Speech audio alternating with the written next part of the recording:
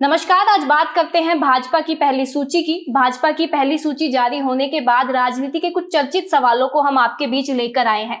हमारा पहला सवाल है कि केंद्रीय मंत्री राव इंद्रजीत सिंह की बेटी आरती राव ने अटेली को क्यों चुना। बीच बीच में खबरें आती रही कि वो कोसली से चुनाव लड़ सकती हैं। बादशाहपुर का नाम भी लगभग खबरों में रहा, लेकिन अंत में तय होता है अटेली। हम आज यही जानेंगे कि आरती ने अटेली को ही क्यों चुना। दूसरा सवाल रहेगा कि गुड़गांव सीट से मुकेश शर्मा का नाम कैसे फाइनल हुआ। उसके अलावा तीसरा जो बड़ा सवाल हम आपके बीच लेकर आए हैं वो है रेवाड़ी सीट से विधायक लक्ष्मण यादव का आना। लक्ष्मण यादव के आने से पहले लगभग जो नाम चल रहे थे उनमें एक नाम था पिछली बार चुनाव लड़े सुनील मूसेपुर की वाइफ मंजू यादव का। उनके अलावा रणधीर कापड़ीवास और अरविंद यादव का नाम भी बीच बीच में आता रहा, लेकिन अंत में तय होता है लक्ष्मण यादव का नाम। आज इन्हीं सवालों पर हम बात करेंगे। हमारे साथ चर्चा में जुड़ चुके एनजेपी के प्रधान संपादक महेश कुमार वैद। शुरुआत करते हैं अटेली से। आरती राव ने अटेली को ही क्यों चुना? हालांकि खबरों में हमेशा अटेली आगे रहा, लेकिन कोसली और बादशाहपुर ये भी बराबर के नाम थे जो चल रहे थे। तो अटेली को चुनने की क्या मुख्य कारण रहे? देखिए कोमल, ये काफी समय पहले तय हो गया था कि कोसली या अटेली में से आरती किसी एक जगह से चुनाव लड़ेगी। पहले उनका बादशाहपुर से भी चुनाव लड़ने का मन था, लेकिन बादशाहपुर में अचानक परिस्थितियां बहुत तेजी से बदली। राव नरवीर सिंह बहुत आक्रामक भूमिका में आ गए और राव नरवीर सिंह ने बादशाहपुर पर अपना दावा ठोक दिया। राव नरवीर सिंह का दावा दिनों दिन मजबूत होता गया। उन्होंने खुला चैलेंज कर दिया था कि भाई टिकट नहीं भाजपा से तो दूसरी दल से उनको टिकट मिल जाएगी। वो सार्वजनिक बोल रहे थे, उनके कोई बातें छुपी हुई नहीं थी। जिस तरह का भाषण उन्होंने रेवाड़ी में दिया था तो उस तरह लगा था कि राव नरवीर सिंह बगावत करके कांग्रेस में जाएंगे तो भाजपा के सामने भी असहज स्थिति होगी। राव इंद्रजीत ने समझदारी दिखाते हुए राव नरवीर सिंह का विरोध नहीं किया, ऐसा हमारे पास फीडबैक है। आरती राव के पास फिर सीटें बच गई चुनाव लड़ने के लिए, अटेली, कोसली। कोसली में दो डर थे। कोसली में यादवेंद्र अगर कांग्रेस से सामने आ जाते तो चाचा और भतीजी का मुकाबला होने की ऐसी संभावना बन जाती, जिसको टालना चाहते थे। उनकी पैतृक सीट है। दूसरा ये है कि कोसली का जैसा परिणाम आया था, कांग्रेस के पक्ष में थोड़ा सा 2 वोटों से लोकसभा की सीट जो कांग्रेस के ही पक्ष में गई थी। अटेली ने अच्छा रिजल्ट दिया था। जो फीडबैक राव इंद्रजीत के पास आया वो महेंद्रगढ़, नारनौल, अटेली कई सीटों का आया। तो अटेली राव वीरेंद्र की प्रिय सीट रही है। इसका दोहरा फायदा हुआ।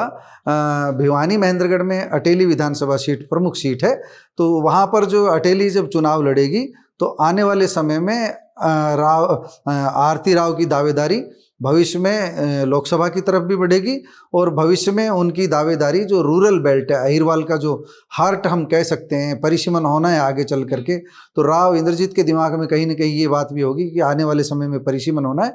तो अटेली में उनका जो बेटी को अटेली से उतारना उनके लिए फ़ायदेमंद होगा।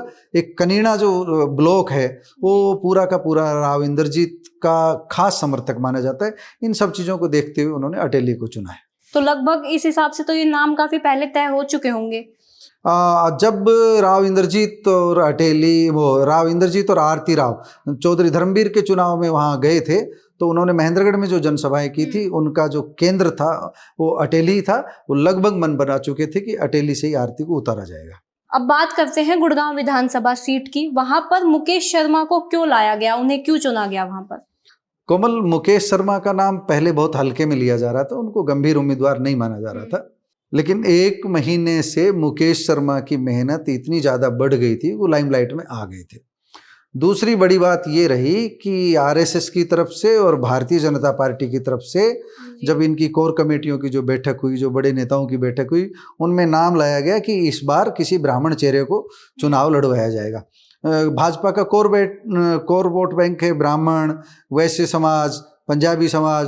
तो गुड़गांव से इन 3 समाज को टिकट दी जा सकती है, पंजाबी समाज को, वैश्य समाज को और ब्राह्मण समाज को। तो वैश्य समाज से पहले थे सुधीर सिंगला, उससे पहले उमेश अग्रवाल रहे। तो इस बार जो है भाजपा ने और संघ ने मन बनाया था कि इस बार किसी ब्राह्मण चेहरे को चुनाव लड़वाया जाए। तो वहाँ ब्राह्मण चेहरे के रूप में मजबूत नेता थे जीएल शर्मा। जीएल शर्मा लंबे समय से अपनी तैयारी कर रहे थे, लेकिन जीएल शर्मा के नाम के सामने सबसे बड़ी वीटो पावर थी, जो अड़चन थी, वो केंद्रीय मंत्री राव इंद्रजीत सिंह की थी। केंद्रीय मंत्री राव इंद्रजीत किसी भी सूरत में जीएल शर्मा को नहीं चाहते थे, तो उनका सीधा सीधा प्रस्ताव गया कि मुकेश शर्मा को टिकट दे दीजिए। जो राव इंद्रजीत ने मुकेश शर्मा का नाम प्रस्तावित कर दिया तो कहीं अड़चन नहीं रहेगी, और उनका नाम जो है वो सामने आ गया और मुकेश शर्मा को टिकट दे दी गई। अब मुकेश शर्मा के साथ राव इंद्रजीत का आशीर्वाद भी है, संगठन का आशीर्वाद भी है, और अब इसके साथ साथ जो है अब मुकेश शर्मा के पक्ष में दूसरों को जोड़ने की कोशिश करेगी भारतीय जनता पार्टी। कुछ नेता नाराज हो सकते हैं, जैसे नवीन गोयल उम्मीद कर रहे थे, वो नाराज है, उन्होंने मीटिंग में बुलाई, आप गए भी होंगे, मीटिंग देखा भी होगा, उनके तेवर बगावती थे। देखना है पार्टी अब रूटीन पर बनाने नवीन का। गोयल तो काफी मजबूती से अपनी दावेदारी भी जता रहे थे कि उन्हें टिकट मिल ही जाएगी, तो उनका नाम क्यों नहीं आया? देखिए, दावेदारी जताना एक अलग चीज होती है। एक एक सीट पर 5-5, 6-6 लोग दावेदारी जताते हैं, लेकिन टिकट तो एक को ही दी जा सकती है। मुकेश शर्मा के पक्ष में 2 गणित रहे, संगठन का साथ, नंबर 2 राव इंद्रजीत का साथ।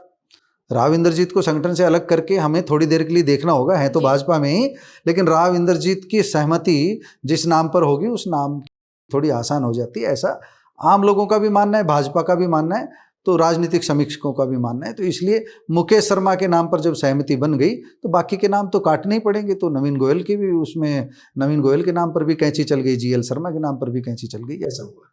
चलिए अब बात करते हैं रेवाड़ी विधानसभा सीट की। यहाँ से लक्ष्मण यादव कुछ लोगों के लिए चौंकाने वाला नाम है। हम तो खबरों में काफी दिन से सुन रहे थे और हमारे पास चर्चाएं आ रही थी, लेकिन आम लोगों के बीच ये नाम थोड़ा चौंकाने वाला है, क्योंकि उनसे पहले जो नाम चल रहे थे वो सुनील मूसेपुर की वाइफ का था, रणधीर कापड़ीवास का था, अरविंद यादव का था, ये सब लाइन में थे। इन सब का नंबर काट के कोसली के विधायक को रेवाड़ी लाना, इसके पीछे भाजपा का क्या गणित है? कोमल, लक्ष्मण के नाम की चर्चा 1-1.5 साल पहले ही शुरू हो गई थी। पहले मजाक में की जाती थी कि भाई आप रेवाड़ी से लड़ेंगे क्या जी? तो जब भी उनसे सवाल पूछते थे, एक बार मैंने ही सवाल किया तो कहने लगे, वैद्य जी आप क्यों मेरे पीछे पड़े हुए हो, मेरे को क्यों रेवाड़ी लाने पर तुले हुए हो, मैं कोसली अच्छा भला काम कर रहा हूँ। लेकिन कोसली में उनका जो फीडबैक था, पार्टी उनको बदलना चाह रही थी, इस बार उनको चुनाव नहीं लड़वाना चाह रही थी, ये तय हो गया था काफ़ी समय पहले ही। और कोसली की सीट राव इंद्रजीत की इच्छा से पार्टी देना चाह रही थी कि किसी ऐसे कैंडिडेट को राव चुनाव लड़वा लें जिस पर पार्टी भी सहमत हो, राव भी सहमत हो, और राव जीत की गारंटी किसी की ले तो अपना नाम दे दे, पार्टी को उस पर भी आपत्ति नहीं थी।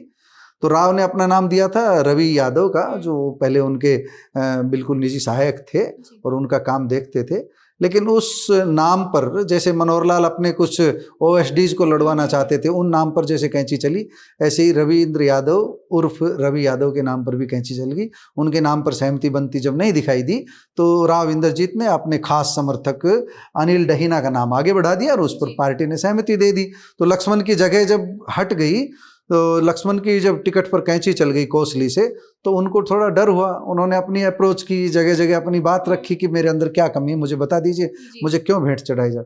तो उनको सलाह जहाँ से भी मिली कि राव इंद्रजीत अगर आशीर्वाद दे देते हैं तो उनको कोई आपत्ति नहीं है। राव इंद्रजीत को फिर समझाने वाले बहुत सारे चले गए।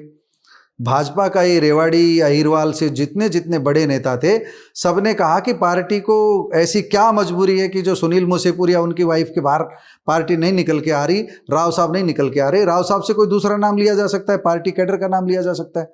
तो ये सीट पार्टी ने राव इंद्रजीत को दे दी कि आप रेवाड़ी से एक नाम तय कर दीजिए, लेकिन ऐसा नाम तय कर दीजिए जो पार्टी का चेहरा हो। राव इंद्रजीत ने बिना देर किए तो लक्ष्मण के नाम पर सहमति दे दी। राव इंद्रजीत रणधीर सिंह कापड़ीवास और अरविंद यादव का नाम ले ही नहीं सकते थे, क्योंकि इनका तो 36 का आंकड़ा है। और राव इंद्रजीत के विरोध के बावजूद अगर पार्टी यहाँ रणधीर कापड़ीवास को या अरविंद यादव को उतारती तो निश्चित रूप से राव की मूछें नीची होती। चुनावी माहौल में भारतीय जनता पार्टी नहीं चाहती कि उनके किसी नेता को नीचा देखना पड़े, उनका कोई नेता नाराज हो, और ऐसा तो बिल्कुल नहीं कि राव इंद्रजीत जैसा नेता नाराज हो जाए। इसलिए समीकरण लक्ष्मण का भाग्य तेज था, लक्ष्मण के साथ भाग्य भी चल रहा था, कर्म भी चल रहे थे, तो सारा समीकरण ऐसा बैठा कि सुनील मूसेपुर की वाइफ मंजू यादव का नाम वापस लेना पड़ा और इनका नाम आगे आ गया, तो लक्ष्मण यादव को टिकट की घोषणा कर दी। धन्यवाद सर, आपने हमें समय दिया। आज के लिए बस इतना ही। ऐसी तमाम खबरों के साथ दोबारा फिर हाजिर होंगे। धन्यवाद।